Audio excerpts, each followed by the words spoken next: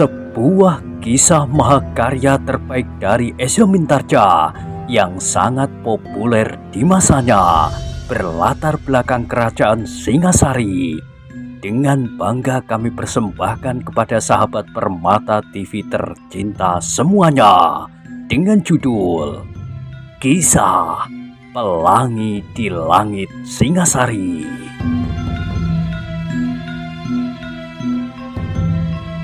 Pada kesempatan yang sangat baik ini, kita masuk pada episode yang ke-200. Selamat menikmati.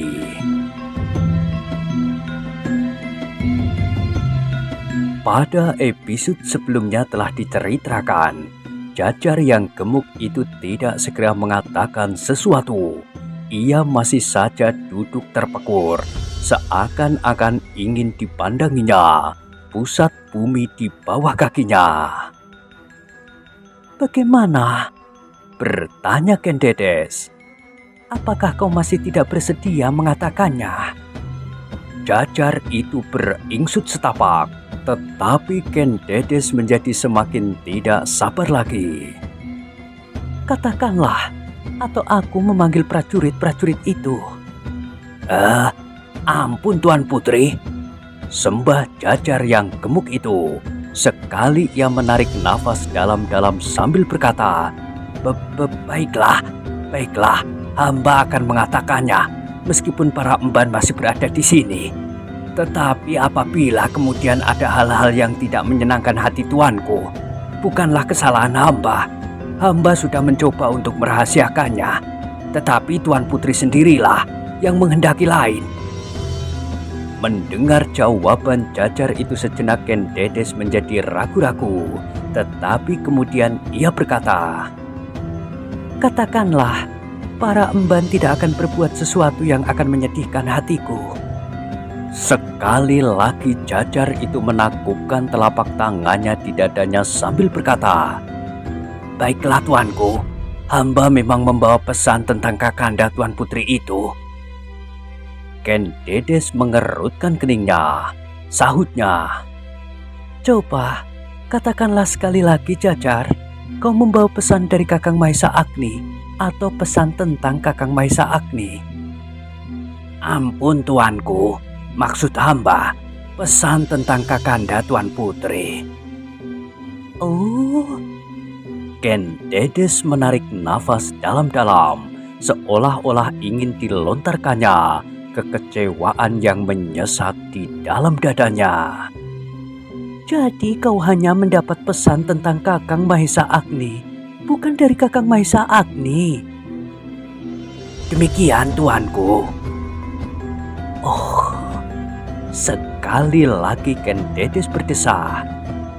"Aku salah mengerti Jajar. Aku sangka kau mendapat pesan langsung dari Kakang Mahesa Agni." Ken Dedes berhenti sejenak, seolah-olah hendak diaturnya jalan nafasnya yang menyesak. Jajar yang duduk bersila di hadapannya menjadi berdebar-debar pula. Apakah dengan demikian Ken Dedes menjadi kecewa, bahkan marah kepadanya?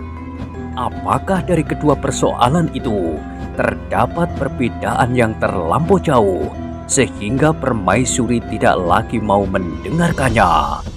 Tetapi Jajar yang gemuk itu menarik nafas ketika ia mendengar Ken Dedes berkata, "Meskipun demikian, katakanlah, mungkin daripadanya kita akan mendapat jalan untuk sesuatu tentang Kakang Mahesa Agni itu." Jajar itu menyembah sekali lagi. Katanya, "Tuanku, sebenarnya lah pesan itu berhubungan dengan cara yang sebaik-baiknya untuk melepaskan Kakanda Tuan Putri itu." Kening Ken Dedes menjadi berkerut karenanya, dan emban tua yang duduk di sampingnya beringsut maju. "Apakah kau mendapat jalan untuk melepaskan Kakang Mahesa Agni?"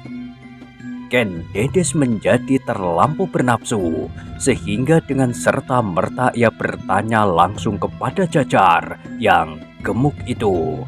Jajar itu berhenti sejenak. Ditimbang-timbangnya hasil pembicaraannya sampai saat itu, agaknya permaisuri itu telah sangat tertarik kepada keterangannya. Ampun Tuan Putri, jawab Jajar yang gemuk itu.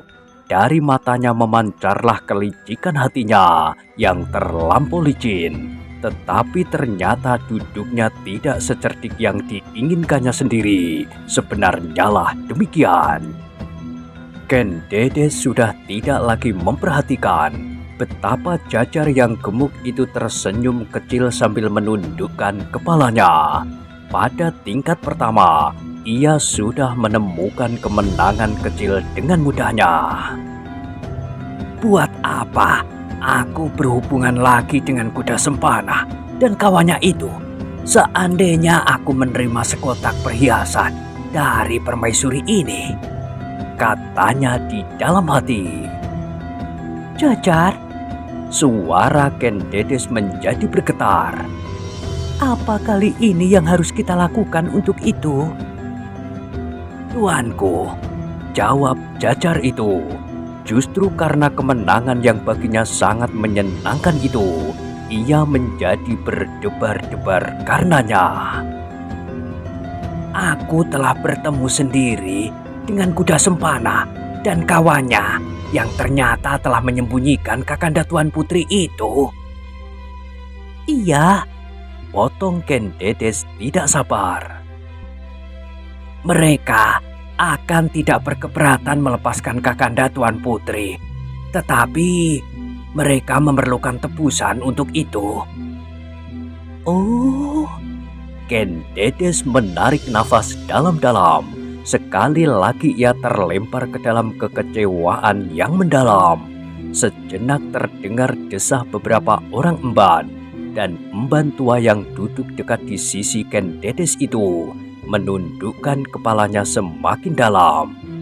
Jajar itu pun menjadi heran pula, kenapa permaisuri tidak segera bertanya tebusan apakah yang harus diserahkannya. Bahkan permaisuri agaknya menjadi kecewa mendengar keterangannya. Hal itu pula lah yang terjadi, desah putri itu pula. Sejak semula soal itu berulang kembali. Aku harus menyerahkan tebusan. Di waktu-waktu yang lampau pun, aku sudah mendengar permintaan itu. Tetapi aku tidak pernah mendapat jaminan apa-apa. Meskipun demikian, coba katakanlah Jajar, apakah yang harus aku lakukan? Tuanku, berkata Jajar itu. Tetapi ia sudah tidak lagi tersenyum meskipun sekedar di dalam hati. Menurut kuda sempana, hamba harus membawa tebusan itu ke suatu tempat. Setelah tebusan itu diterimanya, maka Kakanda Tuan Putri akan dilepaskannya.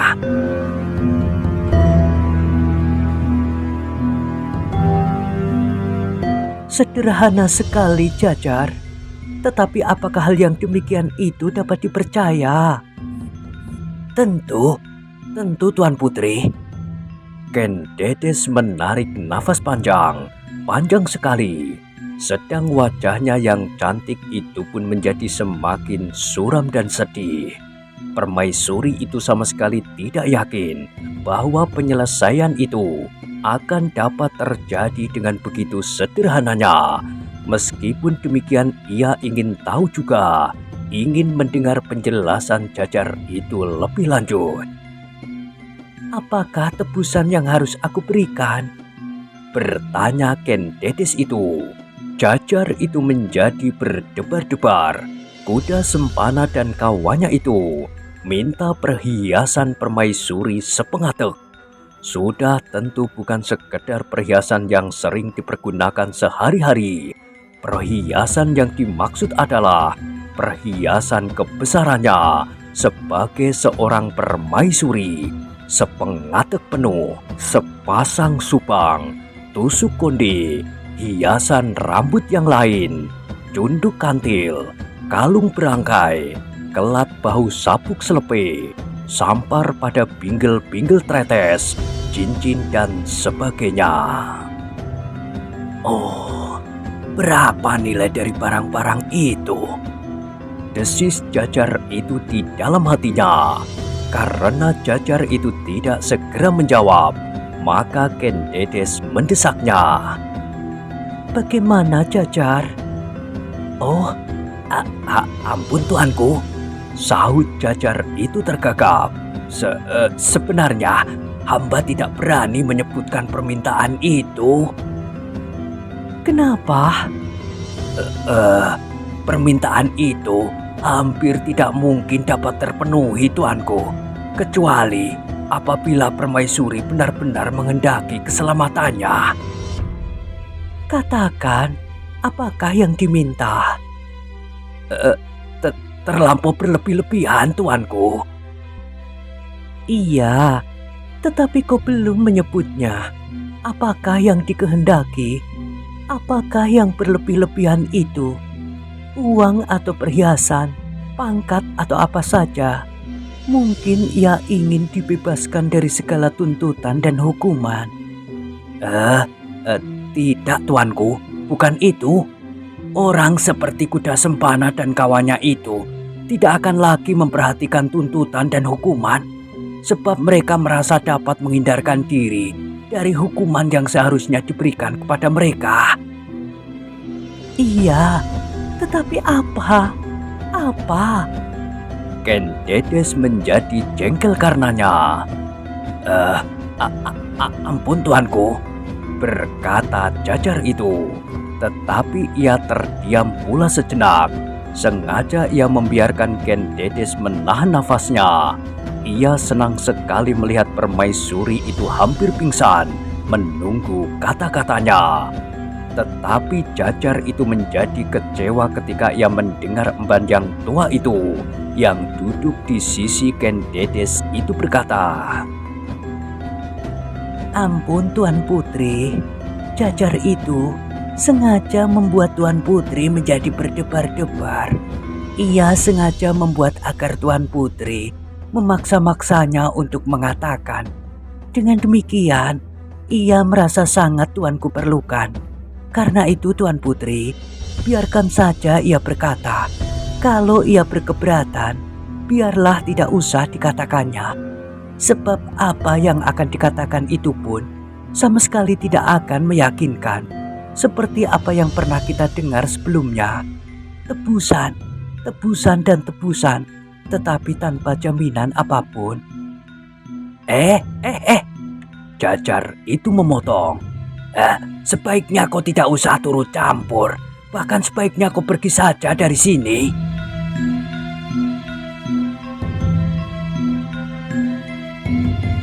"Emban itu adalah pamomongku, Jajar. Hanya akulah yang berhak menyuruhnya pergi atau untuk tetap berada di sini." Ampun tuanku, tetapi ia mengganggu sekali." "Ampun tuanku." Emban itu menyambung tanpa menghiraukan kata-kata Jajar itu. "Bahkan lebih baik seandainya tuanku sama sekali tidak mendengar apa yang akan dikatakannya. Mungkin Jajar itu hanya sekedar membual atau mencoba mencari kesempatan untuk menunjukkan jasa." Tidak, hamba berkata sebenarnya." Potong Jajar itu pula.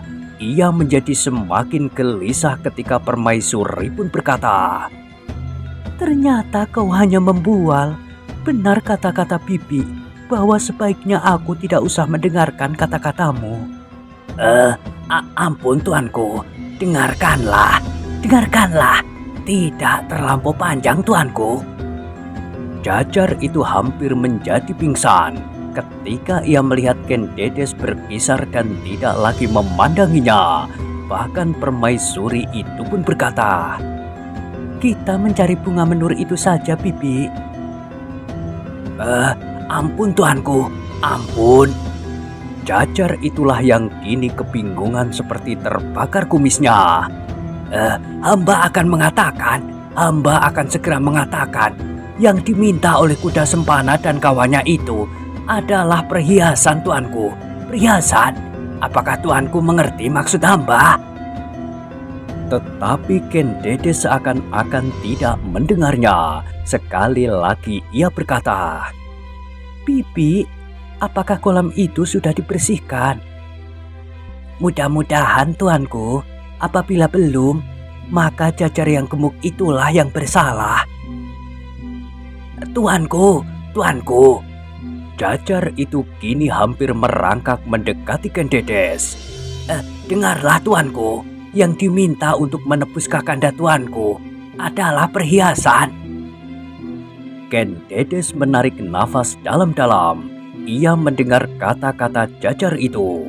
Meskipun ia belum berpaling memandang ke arah Jajar yang gemuk itu, namun sebenarnya hatinya telah bergerak pula mendengar kata-kata itu.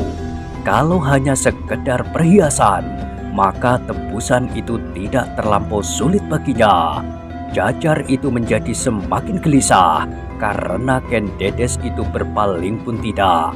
Maka hampir menangis ia berkata, "Tuanku, perhiasan tuanku, perhiasan. Kalau tidak, maka mereka mengancam untuk membunuh kakanda tuanku itu." Mendengar kata-kata itu, terasa sesuatu berdesir di hati Ken Dedes dan bahkan juga di dalam dada emban tua pamomongnya. Kini keduanya berpaling memandangi Jajar yang hampir bertiarap di hadapannya, dan Jajar itu berkata terus, "Mereka merasa terlampau lama menunggu dan mereka hampir menjadi jemu karenanya. Karena itu tuanku harus cepat-cepat berbuat sesuatu sebelum mereka kehabisan kesabaran."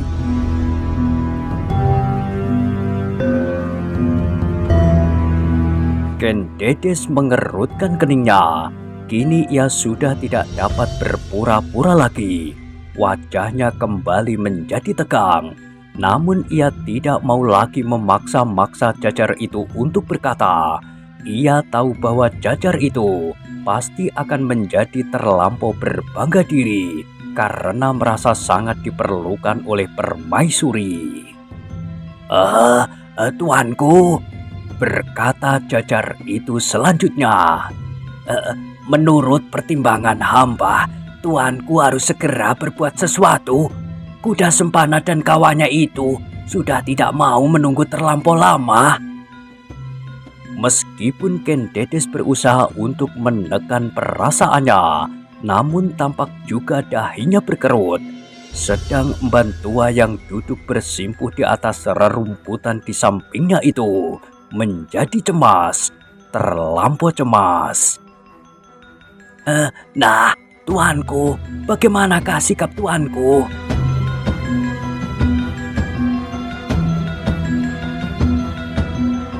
Ken Dedes tidak segera menjawab. Ketika dilontarkannya pandangan matanya ke sudut halaman, masih saja dilihatnya beberapa orang prajurit dan Jajar duduk di sana. Satu orang di antara mereka berdiri sambil berjalan mondar-mandir.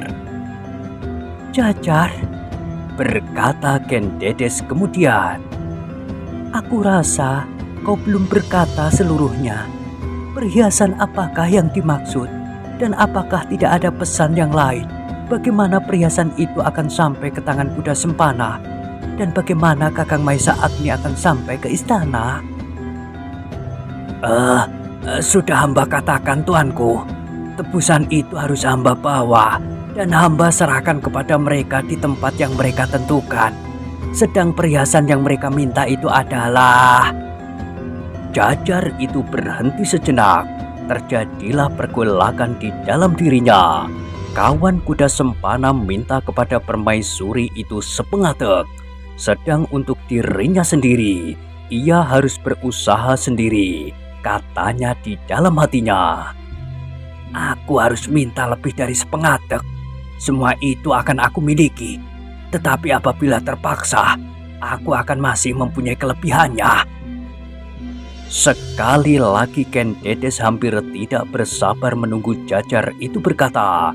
Tetapi sekali lagi Ken Dedes menahan diri. Dibiarkannya Jajar itu berdiam diri supaya ia tidak justru memperlambat kata-katanya. "Tuanku," berkata Jajar itu kemudian, "yang diminta oleh kuda sempana dan kawannya itu adalah perhiasan tuanku. Perhiasan yang paling baik. Banyaknya 3 pengadek." Permaisuri terkejut mendengar permintaan itu. Bahkan para emban pun terhenyak di tempatnya. 3 pengadek perhiasan seorang permaisuri.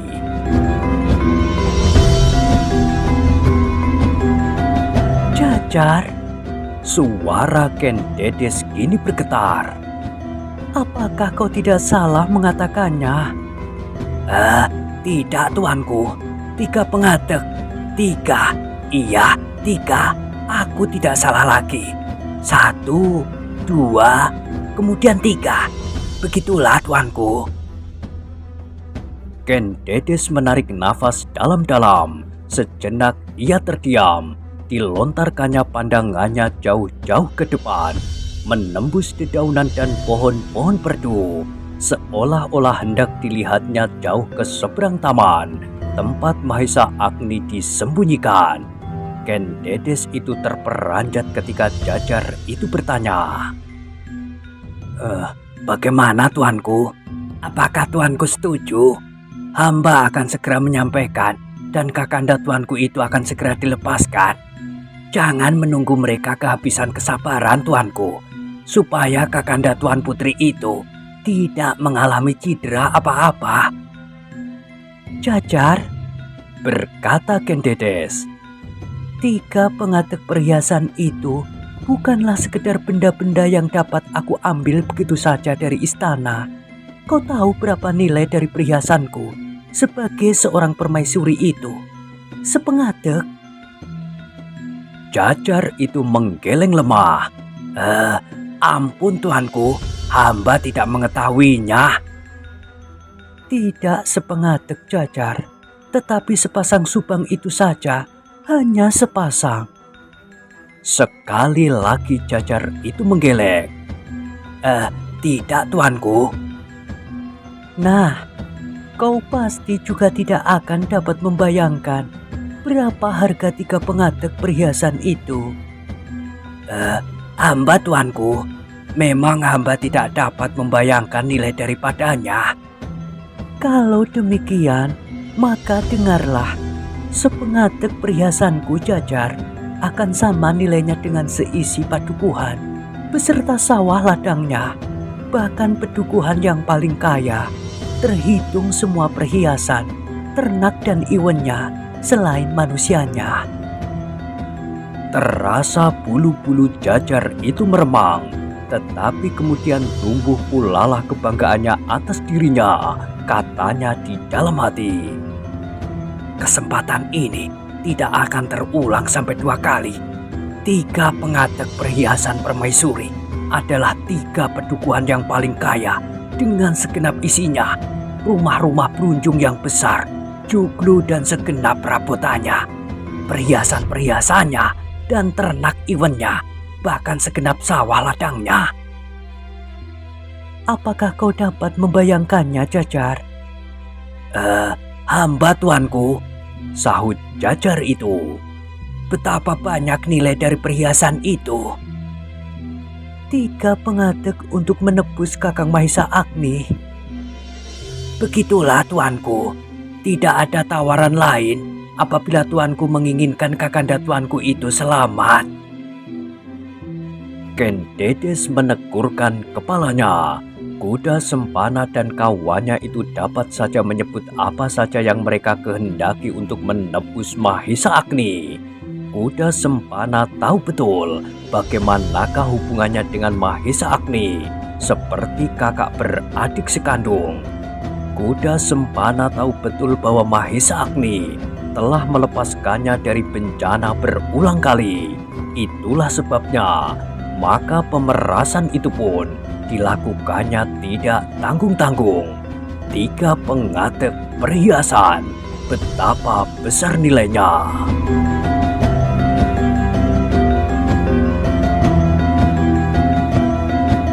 kalau aku memilikinya sendiri.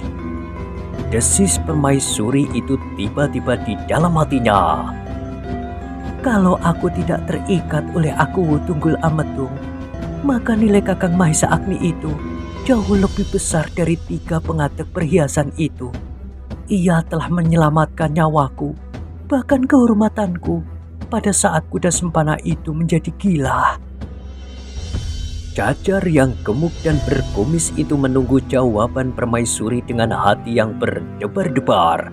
Namun sementara itu, ia telah berangan-angan untuk menerima 3 pengatek perhiasan dalam sebuah kotak berukir. Perhiasan yang akan dipergunakan untuk menebus Mahesa Agni.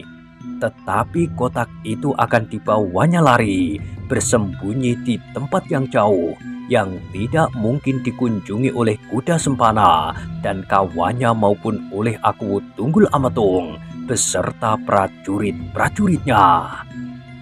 Adikku dan kawan-kawannya yang liar itu akan dapat melindungiku, katanya di dalam hati.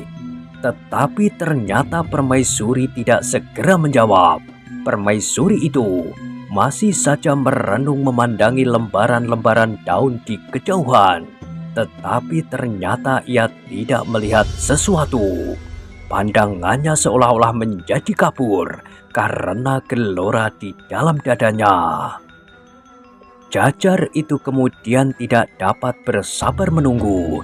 Diberanikannya ia bertanya, Tuanku, bagaimanakah perintah tuanku? Ken Dedes menarik nafas dalam-dalam.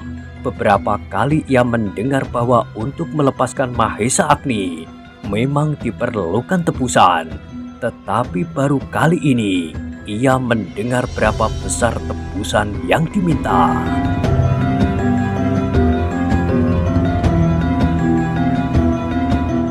Bagaimana tuanku? Hamba tinggal menjunjung perintah tuanku. Jajar, berkata Ken Dedes. Permintaan itu tidak masuk di akalku.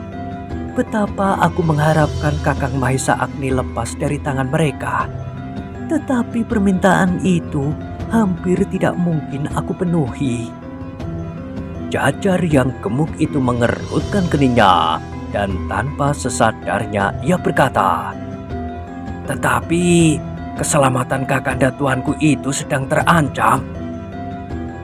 Ken Dedes mengangguk-angguk lemah. Sejenak ia berdiam diri. Ia tidak segera mengetahui apa yang harus dilakukannya. Ketika angin berhembus menyentuh dedaunan di taman itu, maka terdengarlah suara desir yang lembut. Tangkai-tangkai bunga yang bergetar, seolah-olah sedang menggelengkan kepala mereka, ikut bersedih melihat permaisuri yang berwajah muram. Sejenak kemudian terdengarlah permaisuri itu berkata, Jajar, baiklah aku akan mempertimbangkan permintaan itu. Aku kelak akan memberitahukannya kepadamu, keputusan yang akan aku ambil. Dada Jajar itu berdesir mendengar kata-kata Ken Dedes. Ia mengharap permaisuri itu sekarang juga berdiri, masuk ke dalam biliknya, atau menghadap Aku Tunggul Ametung, kemudian memberinya seperti perhiasan yang dimintanya. Karena itu maka tergagap ia berkata, Ampun tuanku, bagaimanakah jawab hamba apabila kuda sempana dan kawannya itu datang lagi kepada hamba? Katakan seperti yang aku katakan, permaisuri sedang mempertimbangkannya. Tetapi itu memerlukan waktu tuanku. Mereka sudah tidak mau bersabar lagi. Barang-barang itu harus segera sampai ke tangan mereka. Kalau tidak, maka keselamatan kakanda tuanku tidak akan terjamin. Ken Dedes mengerutkan keningnya, tetapi jawabnya sama sekali tidak diduga oleh Jajar yang gemuk itu. Jangan takut Jajar, mereka tidak akan berbuat apa-apa, sebab mereka mengharap perhiasan yang 3 pengatek itu. Mereka pasti akan menunggu sehari atau 2 hari, bahkan mungkin sepekan. Sebab membunuh Kakang Mahesa Agni sama sekali tidak memberikan keuntungan apa-apa bagi mereka. Tetapi perhiasan itu akan sangat menyenangkan. Seperti keringat dingin menetes di kening Jajar yang gemuk itu. Ia sama sekali tidak menyangka bahwa Permaisuri akan menjadi tenang menghadapi keadaan itu. Namun dengan demikian justru Jajar itulah yang menjadi gelisah. Lidahnya seolah-olah kehilangan kekuatan untuk mengatakan sesuatu. Sekarang pergilah, katakan kepada para prajurit itu bahwa mereka pun aku perkenankan meninggalkan halaman ini. Ternyata kau tidak berbahaya bagiku. Oh, Jajar itu mengerutkan keningnya. Matanya yang sipit menjadi semakin sipit. Tetapi bagaimana dengan perhiasan itu, tuanku? Tunggulah, aku sedang berpikir untuk itu. Bagaimana kalau hari ini Kakanda tuanku itu mengalami bencana? Tidak, itu tidak akan terjadi. Sekian lama mereka menunggu untuk mendapat tebusan, maka mereka pasti akan menunggu sehari 2 hari lagi.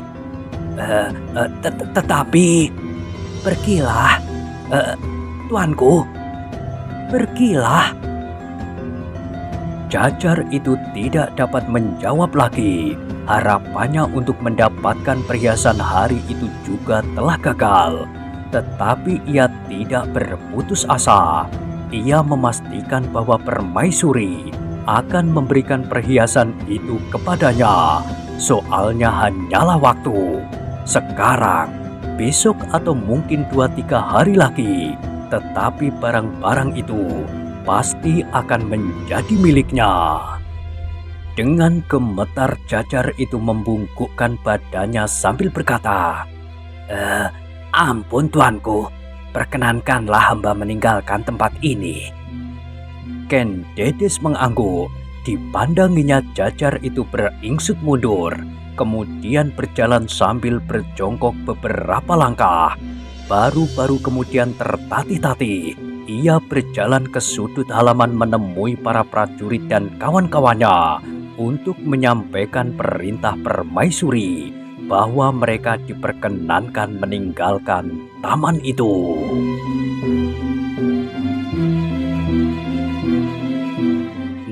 Nah, bagaimanakah kisah selanjutnya?